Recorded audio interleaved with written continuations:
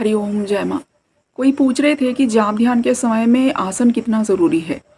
आसन और in general ये प्रश्न अगर पूछा जाए तो आसन जिस कोने में हम बैठ रहे हैं या मंदिर के कमरे में बैठ रहे हैं, उसी जगह पर बैठ रहे हैं, ये सब कितना ज़रूरी है। जैसे हम उसी आसन में सालों साल बैठते हैं तो उसमें हमारा जाप का वाइब्रेशन रह जाता है। बाद में जब 10 साल बाद 20 साल बाद से हम उसी आसन को हम बैठते आए हैं, यूज़ करते आए हैं, तो जब हमारा मन दुखी है, जब हमारा मन उदास है कोई वजह से, उस समय उस आसन में बैठ के, वहीं कोने में बैठ के, उसी भगवान ईश्वर की मूर्ति के सामने या छवि के सामने बैठने पर हमें बड़ी शांति की महसूस होती है। हमें बहुत भरोसा मिलती है, शक्ति मिलती है अंदर से, क्योंकि उस जगह में, उस आसन में हमारा उतने सालों का जाप ध्यान का असर पड़ चुका है। उसका कण कण में वो तरंगे रह गया है, इसलिए वो फिर हमें ही सहायता देता है। वैसे ही आप सोचो कि अगरबत्ती क्यों ज़रूरी है। अगरबत्ती आजकल तो देखिए केमिकल हो गया है, पर पहले के ज़माने में क्या था, जब वो ऑर्गेनिक हुआ करता था तो वो अगरबत्ती जिन जड़ी बूटियों से बनता था वो हमारे नर्वस सिस्टम के ऊपर, हमारे मन के ऊपर, हमारे शरीर के ऊपर एक बहुत काम इफ़ेक्ट लाता था। हमें शांति, हमें सुकून एक देता था, जो वो जड़ी बूटी के चीज़ें होते थे, तो वो भी हमारे ध्यान जाप में सहायक हुआ करते थे। इसीलिए वो अगरबत्ती जलाने का, पूजा के दौरान, ध्यान जाप के दौरान अगरबत्ती जलाने का रिवाज हुआ करता था। डाइट कितना ज़रूरी है, फूड भी। अगर आप राजसिक, तामसिक खाना खाएंगे तो वो बहुत हेवी लगता है। हम जाप करने बैठे हैं, हमें नींद आ रही है, बहुत हेवी भारी लग रही है, वैसा महसूस होती है, अच्छा महसूस नहीं होती है। पर आप जितना, जो ये साधकों के लिए है, बाकी लोगों के लिए नहीं है। साधकों के लिए जितना लाइट खाना खाएंगे, जितना आप फल खाएंगे, सब्जी खाएंगे, जितना आप सिर्फ ऑयल कम, हाँ, तेल कम यूज़ करेंगे, भारी खाना जितना राजसिक तामसिक ना करके जितना सात्विक आप खाना खाएंगे, उतना आपको वो ध्यान जाप के समय लाइट महसूस होगा, बहुत अच्छा महसूस होगा।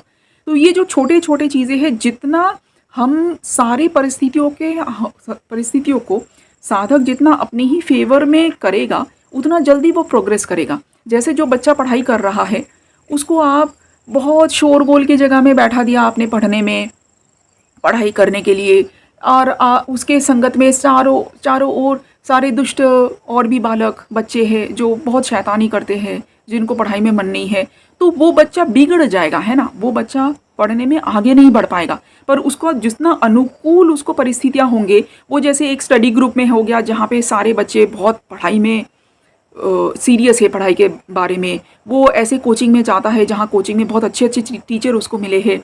वो पढ़ने के लिए घर में जहाँ पे पढ़ता है वहाँ पे उसको शांत एक माहौल मिलता है, अपना कमरा है, अपना वो किताब कॉपी रखने का जगह है, अपना वो आराम से शांति से बैठ के पढ़ सकता है। उसको वो फुर्सत, वो शांति का माहौल उसको मम्मी पापा, उसके भाई बहन भी उसको देते हैं ताकि वो पढ़ सके। तो ये जितना अनुकूल उसको मिलेगा, उसके खाने में पोषक चीज़ें दिया जाएगा जिसमें बहुत पोषण है, ये सभी चीज़ उसको मिलेगा, तो वो पढ़ने में और अच्छा होगा।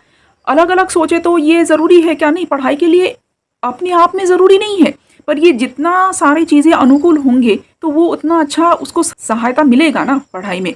वैसा ही आध्यात्मिकता में भी वैसा है कि जितना अनुकूल आपको मिलेगा खाना, अगरबत्ती, ये बैठने का आसन, फुर्सत से बैठने का समय, एक शांति का माहौल, एक जगह, तब उतना जल्दी आप आध्यात्मिकता में आप आगे बढ़ते जाएंगे।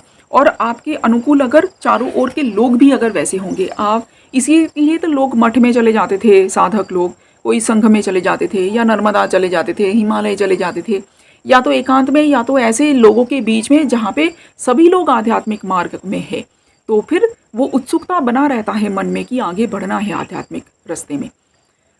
इसीलिए ये छोटे छोटे जो चीज़ें हैं, जितना अनुकूल हो उतना जल्दी साधक आगे बढ़ सकता है।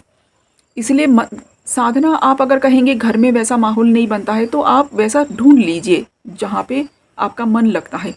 पार्क में हो सकता है, कोई पेड़ के छाँव में हो सकता है, कहीं कोई मंदिर में हो सकता है, जहाँ पे थोड़ा शांति से, थोड़ा चैन से आप बैठ सकते हैं, जाप कर सकते हैं। वो आपको ढूंढ लेना पड़ेगा, और जितना परिस्थिति है उसी परिस्थिति में आगे बढ़ते जाना है। ऐसा नहीं है कि परिस्थिति अनुकूल नहीं है इसलिए हम आध्यात्मिक मार्ग पर मतलब सोचेंगे कि नहीं हो पा रहा है तो छोड़ देते हैं, ऐसा भी नहीं है।